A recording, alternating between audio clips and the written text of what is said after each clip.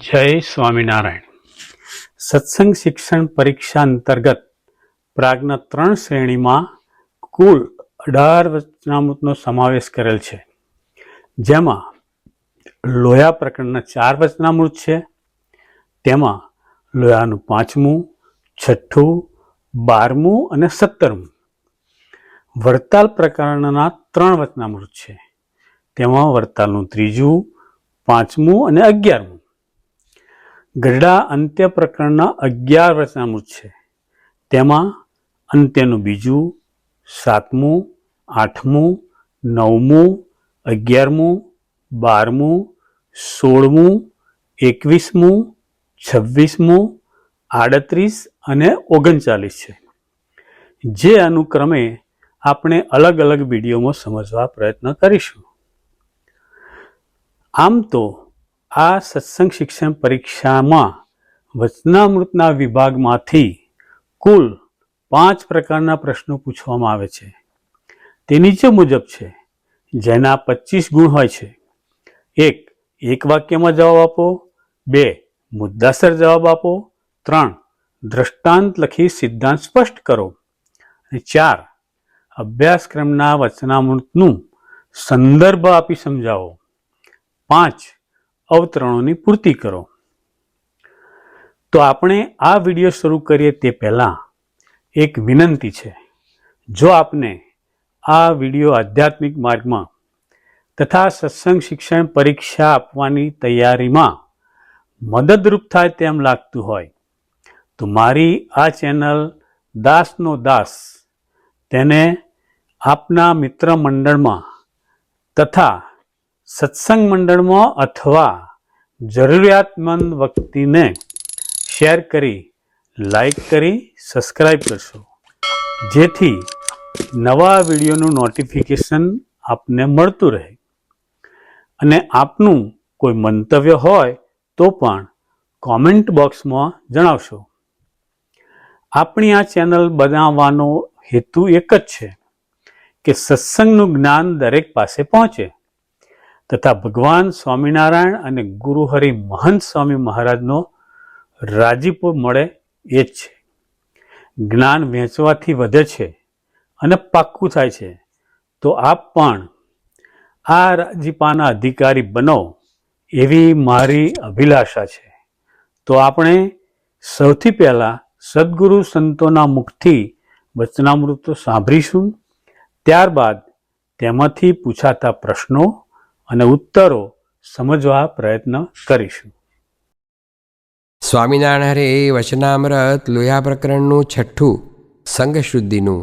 સ્વામિનારાયણ હરે 1877ના માક્ષર સુધી પડવાને દિવસ શ્રીજી મહારાજ ગામ શ્રી લોયા મધ્યે સુરાખાચરના દરબારમાં રાત્રિને સમય વિરાજમાન હતા અને ધોળો ખેસ પહેર્યો હતો તથા ધોળી છીંટની ડગલી પહેરી હતી તથા ધોળો ફેંટો બાંધ્યો હતો તથા બીજે ધોળે ફેંટે કરીને બોકાની વાળી હતી અને તે ધોળા ફેંટાનું છોગલું માથે લટકતું હતું અને ચોફાળ ઓઢ્યો હતો અને પોતાના મુખારવિંદની આગળ પરમહંસ તથા દેશ દેશના હરિભક્તની સભા ભરાઈને બેઠી હતી. પછી શ્રીજી મહારાજે પરમહંસ પ્રત્યે પ્રશ્ન પૂછ્યો, જે સત્સંગ થયા પછી દુર્લભમાં દુર્લભ તે શું સાધન માન્યું છે? પછી એ પ્રશ્નનો ઉત્તર પરમહંસ વતી ન થયો. ત્યારે શ્રીજી મહારાજે કર્યો, જે એકાંતિકપણું એમાં આવે એ અતિશય દુર્લભ છે. તે એકાંતિકપણું તે શું? તો ધર્મ, જ્ઞાન અને વૈરાગ્ય એ ત્રણેય યુક્ત જે ભગવાનની ભક્તિ કરવી તેને એકાંતિકપણું કહીએ.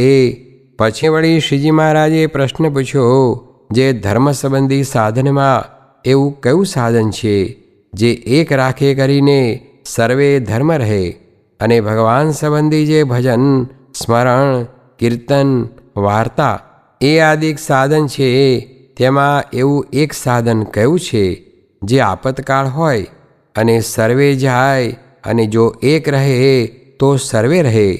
પછી એનો ઉત્તર પણ પોતે કર્યો, જે ધર્મ સંબંધી સાધનમાં તો એક નિષ્કામપણું હોય તો સર્વે સાધન આવે, અને ભગવાન સંબંધી તો એ સાધન છે જે નિશ્ચય રહે તો સર્વે આવે.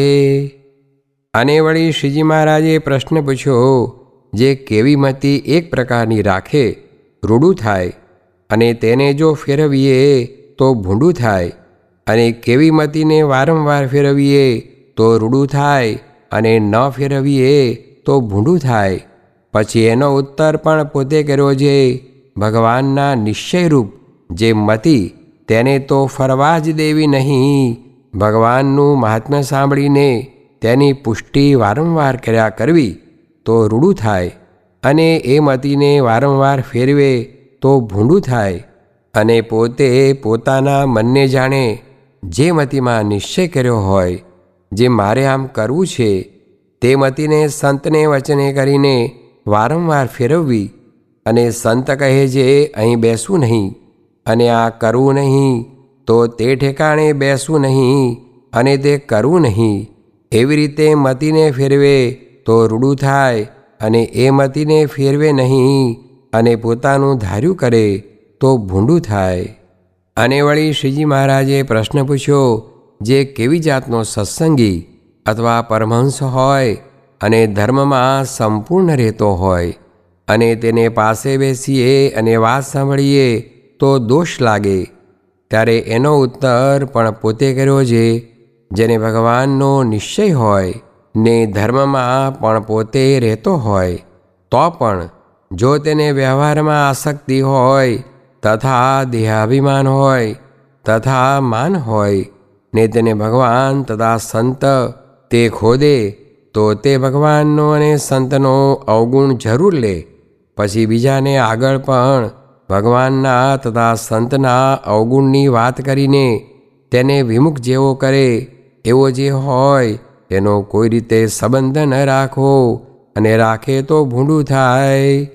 અને વળી શ્રીજી મહારાજે પ્રશ્ન પૂછ્યો, જે કેવો સાધુ હોય, અને તે ધર્મમાં રહેતો હોય ને નિશ્ચય પણ હોય, તો પણ તેને ભેળે નાવા જવું નહીં, અને પાસે પથારી કરવી નહીં, અને તેની વાત પણ ન સાંભળવી. પછી તેનો ઉત્તર પણ પોતે કર્યો છે, જે સંત હિંમત રહિત વાત કરતો હોય, જે શું એક જન્મે કરીને નિષ્કામાદિક ગુણ આવે છે, એ તો ભગવાન કૃપા કરે તો આવે, નહીં તો અનેક જન્મે કરીને કલ્યાણ થાય, પણ આજ દેહે કરીને શું કલ્યાણ થાય છે. એવી રીતે જે હિંમત રહિત વાત કરતો હોય, તેના સંગનો સર્વ પ્રકારે ત્યાગ કરવો, અને જે એમ કહેતો હોય, જે આને આ દેહે કરીને કૃતાર્થ થયા છીએ, અને કામ, ક્રોધ, મદ, મત્સર, માન ઇત્યાદિક દોષનો શો ભાર છે. ભગવાનને સંતના પ્રતાપે કરીને એ સર્વેનો નાશ કરી નાખીશું, એમ જે કહેતો હોય, અને તે કામાદિક દોષને નાશ કરવાના ઉપાયમાં તત્પર થઈને મંડ્યો હોય, તેનો સંગ સર્વ પ્રકારે કરવો. અને વળી શ્રીજી મહારાજે પ્રશ્ન પૂછ્યો, જે કેવો સાધુ હિંમત સહિત વાત કરતો હોય, તો પણ તેનો ત્યાગ કરવો. પછી તેનો ઉત્તર પણ પોતે કર્યો છે, જે સંત કેવળ પોતાના પુરુષાર્થને જ અધિક કહેતો હોય, અને પુરુષાર્થે કરીને જ પોતાને કૃતાર્થ માનતો હોય, પણ ભગવાનનું બળ ન રાખે, અને એમ ન સમજે જે આ સાધને કરીને ભગવાનને રાજી કરવા છે, તો એનો પણ ત્યાગ કરવો. અને વળી શ્રીજી મહારાજે પ્રશ્ન પૂછ્યો, જે કેવો સાધુ હોય, તેનો સંગ કરવો, અને કેવાનો ન કરવો. ત્યારે એનો ઉત્તર પણ પોતે કર્યો છે, વર્તમાન પણ સુધા સારા પાડતો હોય, અને નિશ્ચય સુધો હોય, અને તે પાસે આપણ રહેતા હોઈએ, અને આપણને ટોકે નહીં, અને પંપોડીને રાખે, અને ઝાપરો રાખે, તો તે મુક્તાનંદ સ્વામી જેવો લોકવ્યવહારે મોટો કહેવાતો હોય, તેનો પણ સંગ ન કરવો. અને જે સંત પોતાને ટોક્યા કરે, ને જે સ્વભાવ દેખે તે ઉપર ખટકો રાખે, અને તે ન ટળે ત્યાં સુધી વાત કર્યા કરે, ને લલો ચપો રાખે નહીં, અને તે લોકવ્યવહારે મોટો ન કહેવાતો હોય તો પણ તેનો સંગ કરવો. પછી વળી શ્રીજી મહારાજે પ્રશ્ન પૂછ્યો, જે સંતમાં બધા ગુણ સારા મોટા મોટા ભક્તિ જ્ઞાનાદિક હોય, પણ તેમાં એક એવો કયો ભૂંડો દોષ હોય જેને કરીને તેનો સંગ ન કરીએ? ત્યારે તેનો ઉત્તર પણ પોતે કર્યો, જેને આળસ બહુ હોય અને નિંદ્રા બહુ હોય ને સ્નાન ધ્યાનાદિક જે નિયમ તેને પાળવાનું કોઈ કહે તો કહે હમણાં કરીશું, શી ઉતાવળ છે, ધીરે ધીરે થશે, એમ બોલે તે સુધો સારો હોય તો પણ તેનો સંગ ન કરવો. અને વળી શ્રીજી મહારાજે પ્રશ્ન પૂછ્યો, જે સુધી સારી વાત કરતો હોય પણ તેની વાત ન સાંભળીએ એવો એની વાણીમાં શો દોષ જાણવો? ત્યારે તેનો ઉત્તર પણ પોતે કર્યો, જે વાત કરવામાં પોતાને વિશે જે ભક્તિ, જ્ઞાન, વૈરાગ્ય, ધર્મ તેની જ અહંકારે કરીને પોતે સરસાઈ દેખાડે અને બીજા સંતમાં જે જ્ઞાન, ભક્તિ આદિ ગુણ તેની કાંઈક ન્યૂનતા દેખાડે, એવો જેની વાણીમાં દોષ હોય તેની વાત ન સાંભળવી. અને વળી શ્રીજી મહારાજે પ્રશ્ન પૂછ્યો, જેની વાણીમાં તો કુત્સિતપણું હોય તો પણ તે વાણીને અમૃતની પેઠે પાન કરીએ એવી તે કઈ વાણી છે? પછી તેનો પણ પોતે ઉત્તર કર્યો, જે સંત વાત કરે ત્યારે પોતે પોતાના સંબંધી, મા બાપ, બોન, ભાઈ તથા પોતાની જાતિ તેની કુત્સિત શબ્દે કરીને નિંદા કરતો હોય તો તેની તે વાણી સારી જાણવી શા સારું? જે તે વાણીને જે સાંભળે તેને તે સંતની કોરનો એમ ગુણ આવે, જે આ સંતને તો કોઈ રીતે પોતાના દેહ સંબંધી આદિકમાં હેત નથી, માટે તે વાણીને અમૃતની પેઠે પાન કરવી. અને વળી શ્રીજી મહારાજે પ્રશ્ન પૂછ્યો, જે કયે ઠેકાણે માન રાખવું ને કયે ઠેકાણે માન ન રાખવું? પછી તેનો ઉત્તર પણ પોતે કર્યો, જે ભગવાનનો દ્રઢ આશ્રિત હોય ને તે જેવો તેવો ગરીબ હરિભક્ત હોય તો પણ તે આગળ માન ન રાખવું. અને જેને સત્સંગ થકી કાંઈક પાછો પગ પડી ગયો હોય તેને આગળ તો માન રાખવું, પણ તેથી દબાઈ જવું નહીં ને પ્રશ્ન ઉત્તરમાં તેના વેણ ઉપર વેણ લાવવું. અને વળી શ્રીજી મહારાજે પ્રશ્ન પૂછ્યો, જે કયે ઠેકાણે ભગવાનના દર્શનાદિકને વિશે તથા સંતને વિશે હેત ન રાખવું અને કયે ઠેકાણે રાખવું?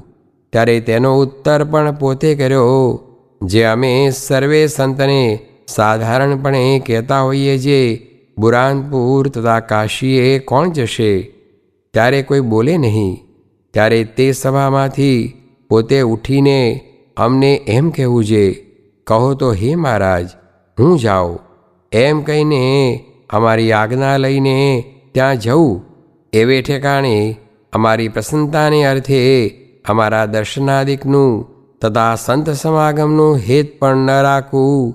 અને અમે તથા સંત તે જેને કચવાણા હોઈએ અને વઢીને તિરસ્કાર કરીને બહાર કાઢી મૂક્યો હોય અને તે શોકે કરીને રોતો હોય ને તે પાસે કોઈ એકડમલ વિમુખ જેવો આવીને સંતનો અથવા અમારો અવગુણ કહેવા લાગે, ત્યારે તેની આગળ તે સંતની કોરનું ને ભગવાનની કોરનું બહુ હેત જણાવે અને એમ કહે, જે હું તો એનો વેચાણ છું ને મારા કટકા કરી નાખે તો પણ મારે એમનો અવગુણ ના આવે, એ તો મારા કલ્યાણના કરતલ છે.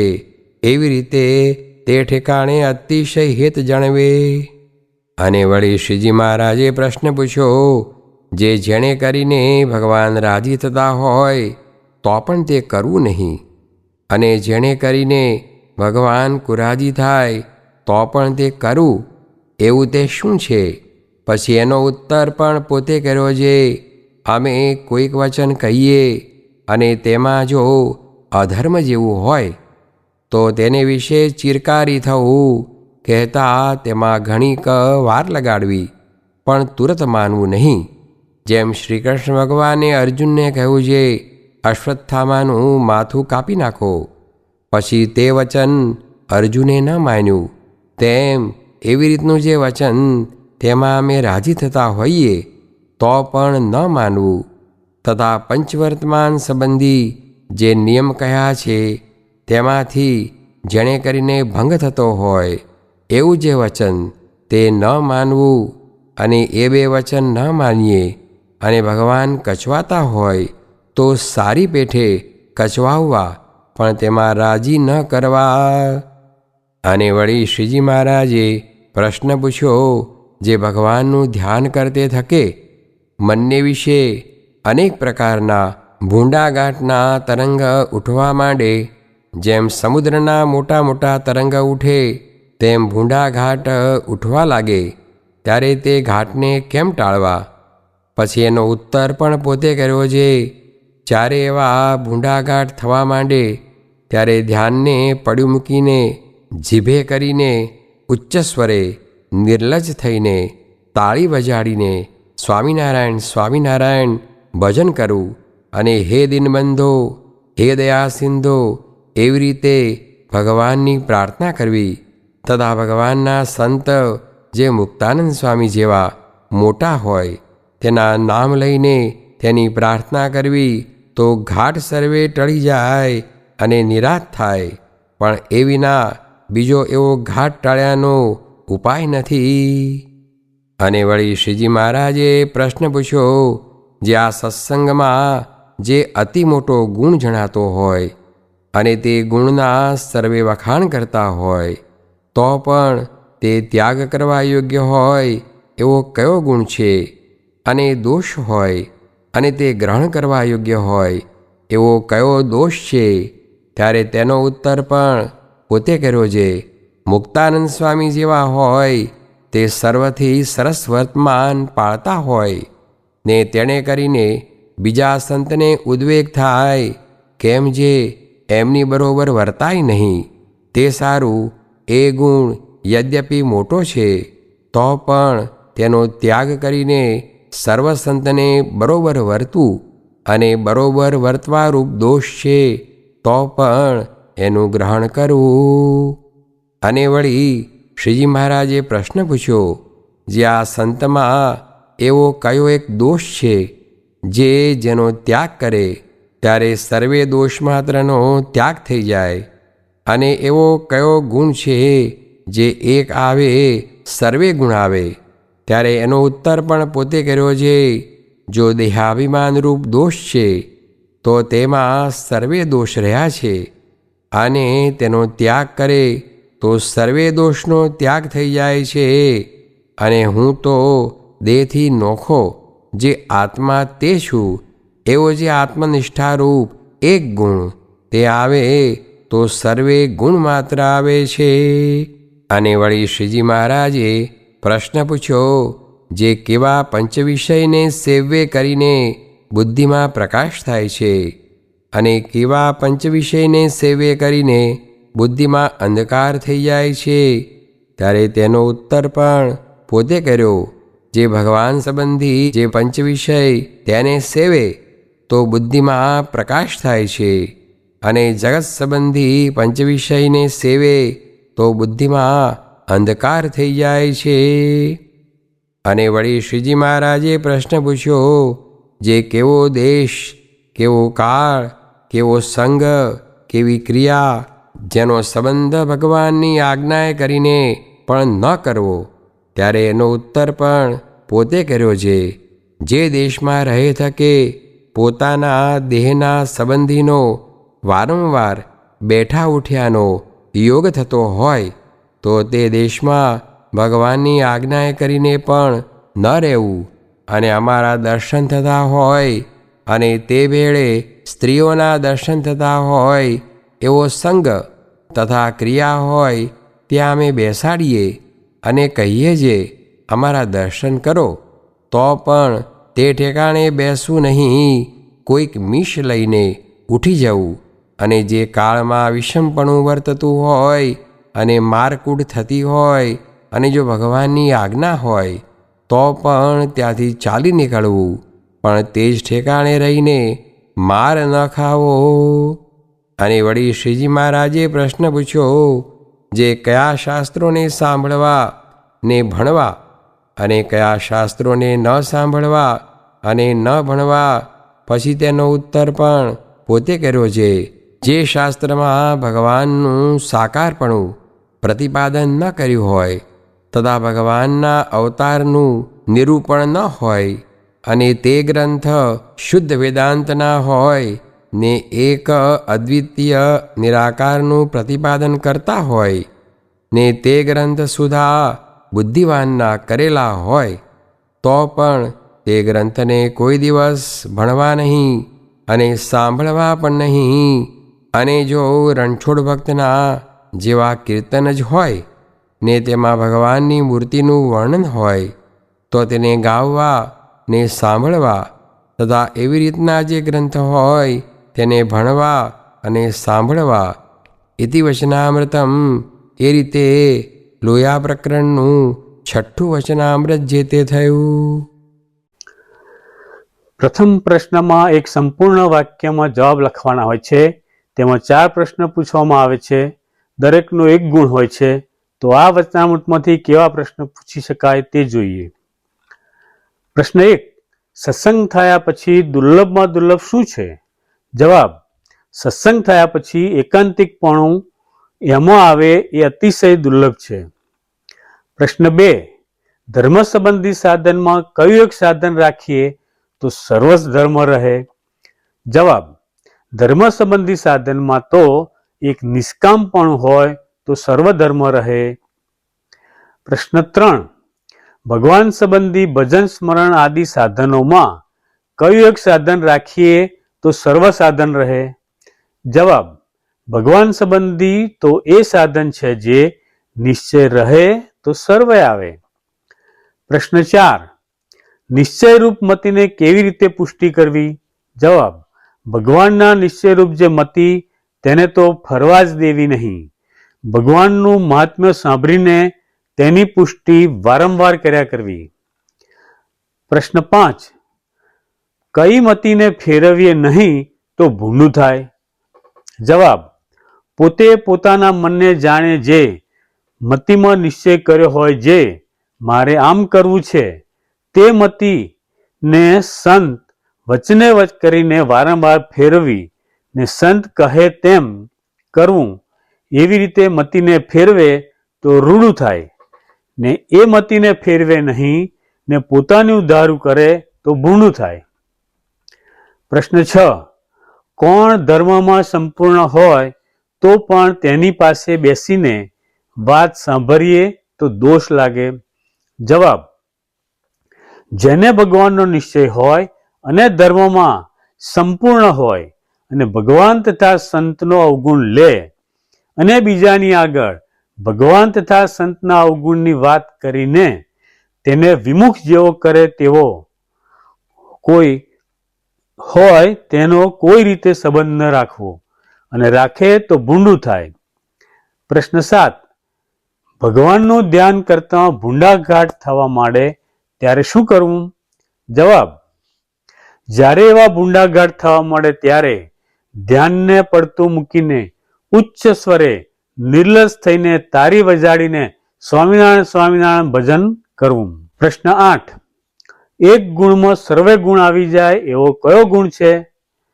અને એક દોષમાં સર્વે દોષ માત્ર આવી જાય એવો કયો દોષ છે?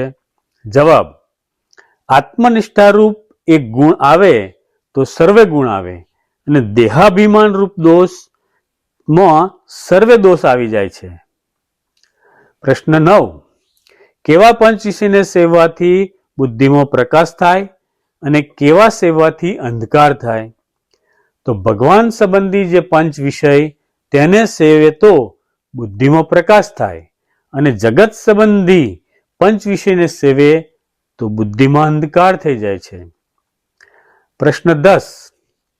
જગત સંબંધી પંચ વિષયને સેવે તો શું થાય? જવાબ: જગત સંબંધી પંચ વિષયને સેવે તો બુદ્ધિમાં અંધકાર થાય. પ્રશ્ન 11. કેવા પંચ વિષયને સેવ્ય કરીને બુદ્ધિમાં પ્રકાશ થાય છે? જવાબ: ભગવાન સંબંધી જે પંચ વિષયને સેવે કરીને બુદ્ધિમાં પ્રકાશ થાય છે. પ્રશ્ન 12. લોયા 6 કઈ સાલમાં લખાયેલ છે તથા તેનું મથાળું શું છે? જવાબ: સંવત 1877 માગસર સુધી પડવાના દિવસે લખાયું છે અને તેનું શીર્ષક સંગ શુદ્ધિનું છે. હવે બીજા પ્રશ્નમાં કોઈ પણ બેના મુદ્દાસર જવાબ 4 થી 5 લીટીમાં લખવાના હોય છે. તે આ વચનામૃતમાંથી કેવા પ્રશ્ન પૂછી શકાય તે જોઈએ. પ્રશ્ન 1. કેવી મતીને વારંવાર ફેરવીએ તો રૂડું થાય અને ન ફેરવીએ તો ભૂંડું થાય?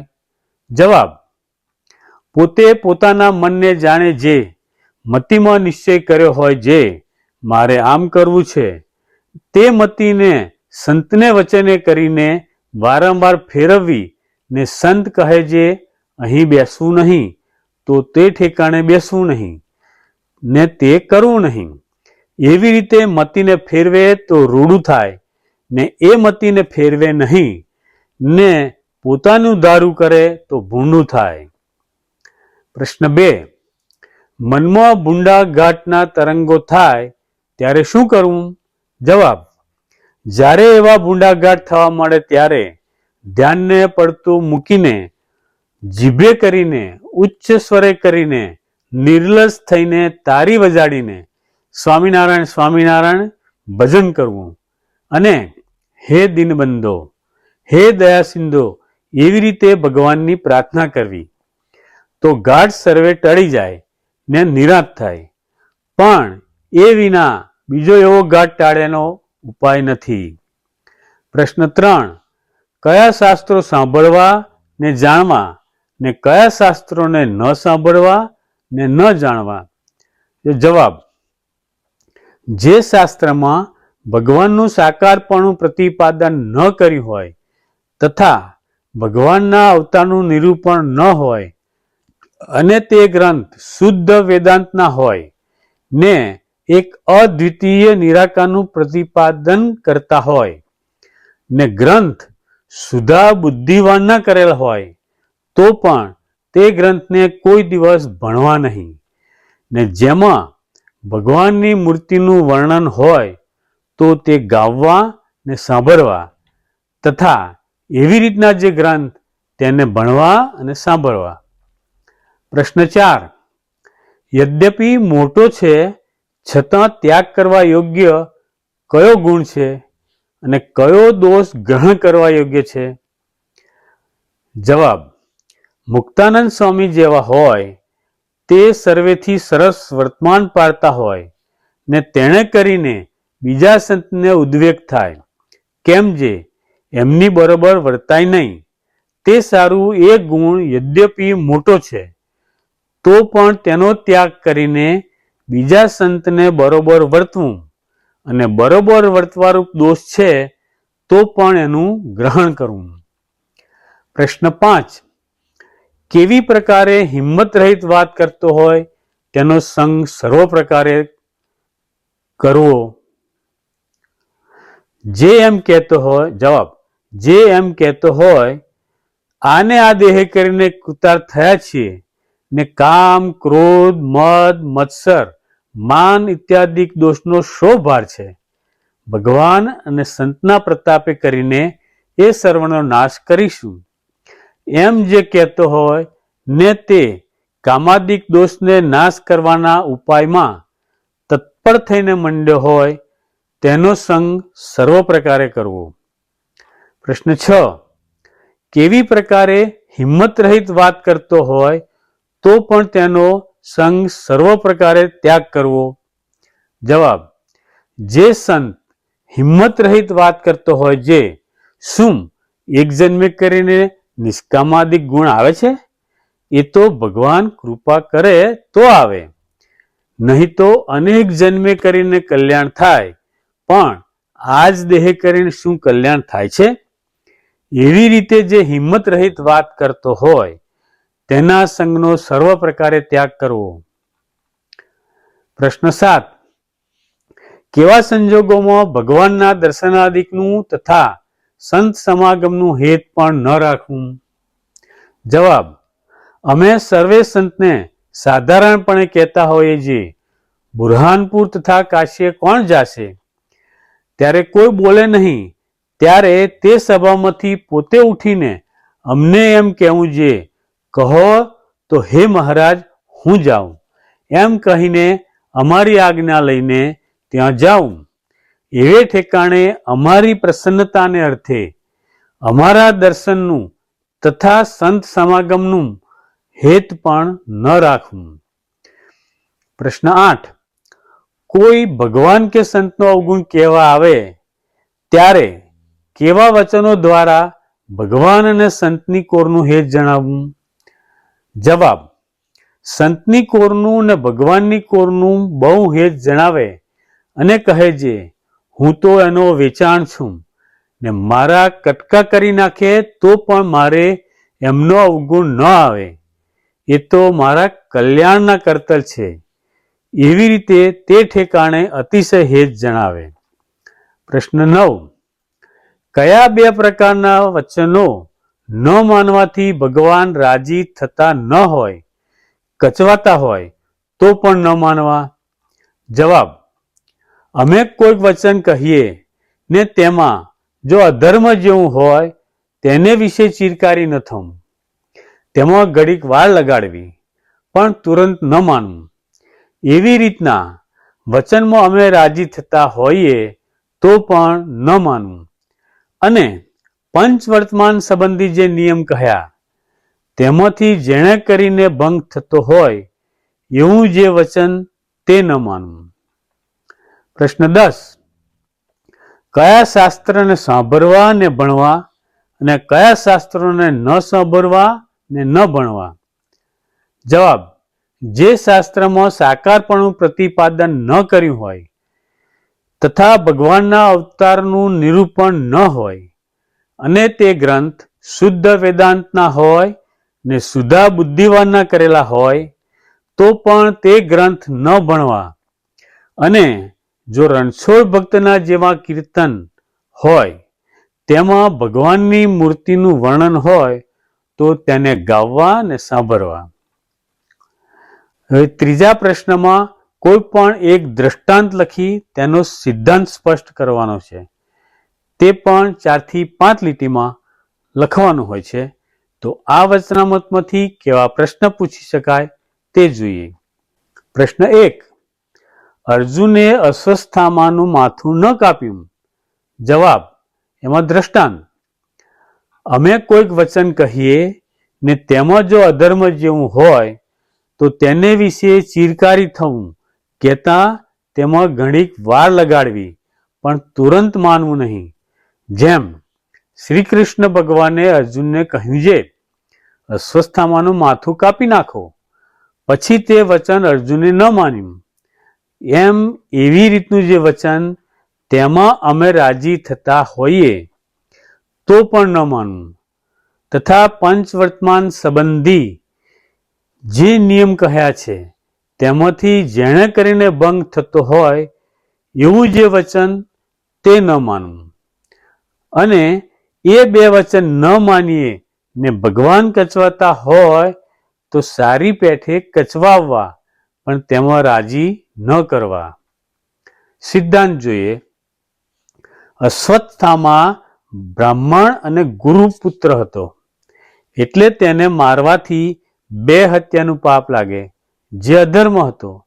માટે અર્જુને અશ્વત્થામાનું માથું ન કાપ્યું.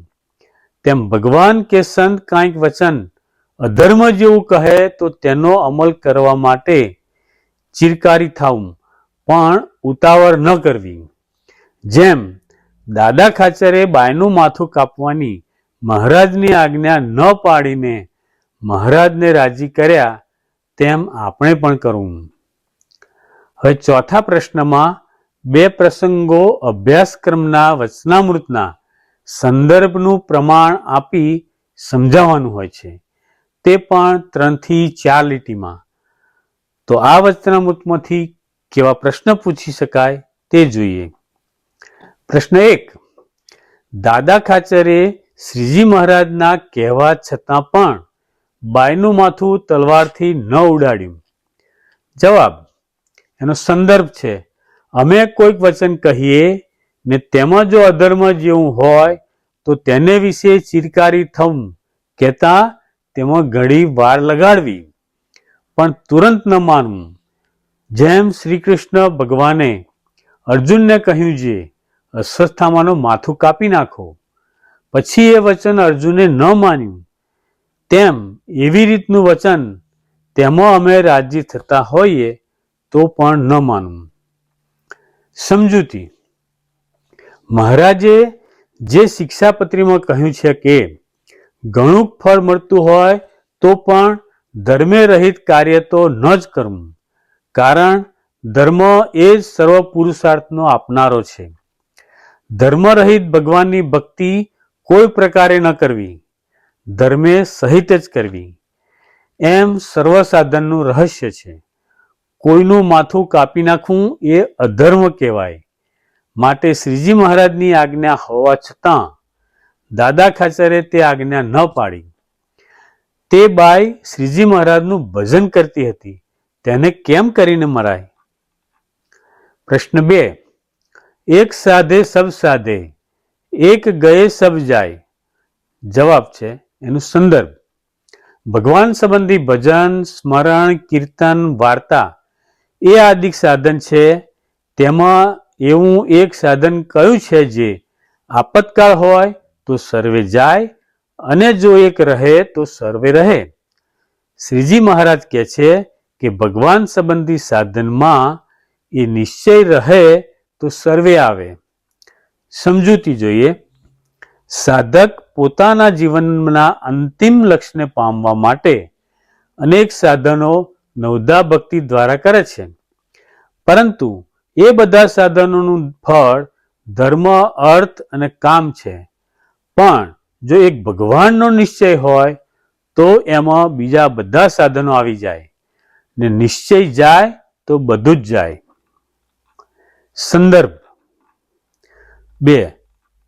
જો દેહાભિમાન રૂપ દોષ છે તો તેમાં સર્વે દોષ રહ્યા છે, ને તેનો ત્યાગ કરે તો સર્વ દોષનો ત્યાગ થઈ જાય છે. અને હું તો દેહથી નોખો જે આત્મા તે છું, એવો જે આત્માનિષ્ઠા રૂપ એક ગુણ આવે તો સર્વે ગુણ માત્ર આવે. સમજૂતી. મનુષ્યમાં મોટામાં મોટો દોષ હોય તો તેમને છે તેની પાછળ બીજા દોષ આવે છે. જો મન ટળી જાય તો સત્સંગમાંથી ટકી જવાય, ને આત્મનિષ્ઠા હોય તો શબ્દ લાગતા નથી. આનંદી સંઘેડિયાને માન નહોતું ને આત્મા રૂપે વર્તતા હતા તો હડકુતરી કહ્યું તો પણ સત્સંગ ન છોડ્યો. પ્રશ્ન 3. શ્રીજી મહારાજે સ્વયં કસોટી કરી તો પણ વજીબાની નિશ્ચય રૂપી મતિ ફરી નહીં. જવાબ. એનો સંદર્ભ.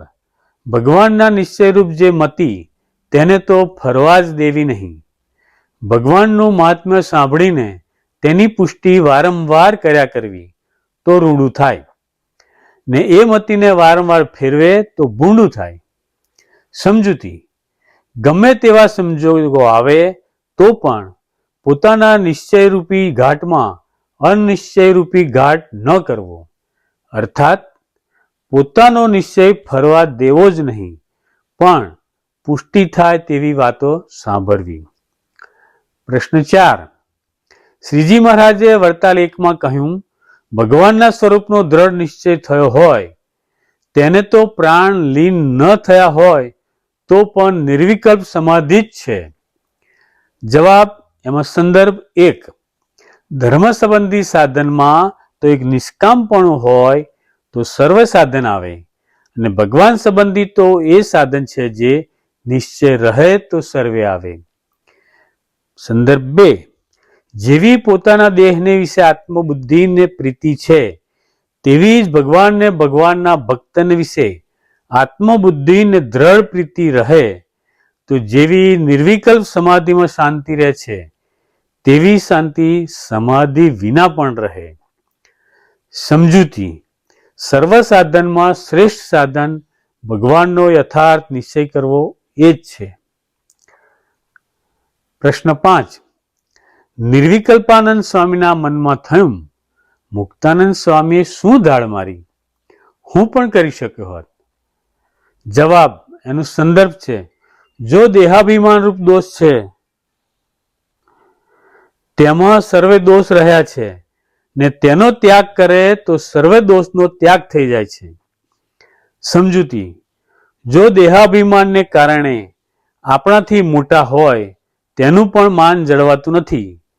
ક્યારેક તો આ દોષને કારણે સત્સંગમાંથી પડી જવાય છે. પ્રશ્ન 6. માન એ સુપ્રિન્ટેન્ડન્ટ પ્રકૃતિ છે, યોગીજી મહારાજ કહે છે. જવાબ: એનો સંદર્ભ, જો દેહાભિમાન રૂપ દોષ છે તેમાં સર્વે દોષ રહ્યા છે ને તેનો ત્યાગ કરે તો સર્વે દોષનો ત્યાગ થઈ જાય છે.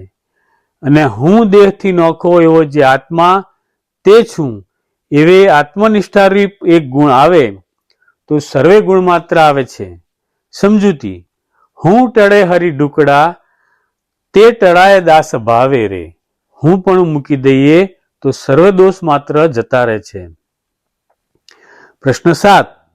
રામ પ્રતાપભાઈએ દામોદર શેઠને તિરસ્કાર કરીને કાઢી મૂક્યા છતાં મંદિરમાં આવવાનું મૂક્યું નહીં.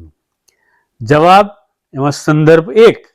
જે સંત પોતાને ટોક્યા કરે ને જે સ્વભાવ દેખે તે ઉપર ખટકો રાખે ને તે ન ટળે ત્યાં સુધી વાત કર્યા કરે ને તે લોક વ્યવહારે મોટો ન હોય તો પણ તેનો સંગ કરવો. સંદર્ભ 2. જીવને જેવી દેહને વિશે આત્મબુદ્ધિ છે તેવી ભગવાન તથા ભગવાનના ભક્તને વિશે આત્મબુદ્ધિ હોય તો તેને કોઈ રીતનું વિઘ્ન લાગે નહીં અને ગમે તેવા દેશકાર્ધિક ભૂંડા આવે તેને કરીને ભગવાન અને ભગવાનના ભક્ત થકી વિમુખ થાય નહીં. સમજૂતી જોઈએ. 1.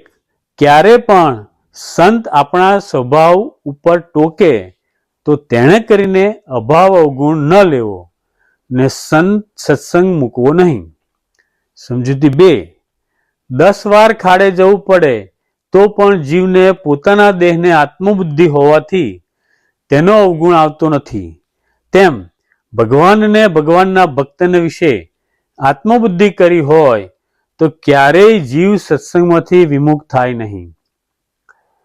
5મા પ્રશ્નમાં નીચે આપેલા અવતરણોની પૂર્તિ કરો. તેમાં 3 અવતરણો પૂછવામાં આવે છે. ત્રણેય અવતરણ પૂરા કરવાના હોય છે.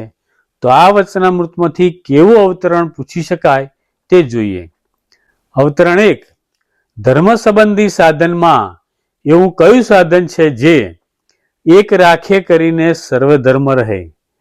અને ભગવાન સંબંધી જે ભજન, સ્મરણ, કીર્તન, વાર્તા એ આદિક સાધન છે તેમાં એવું એક કયું સાધન છે જે આપતકાળ હોય ને સર્વે જાય ને જો એક રહે તો સર્વે રહે?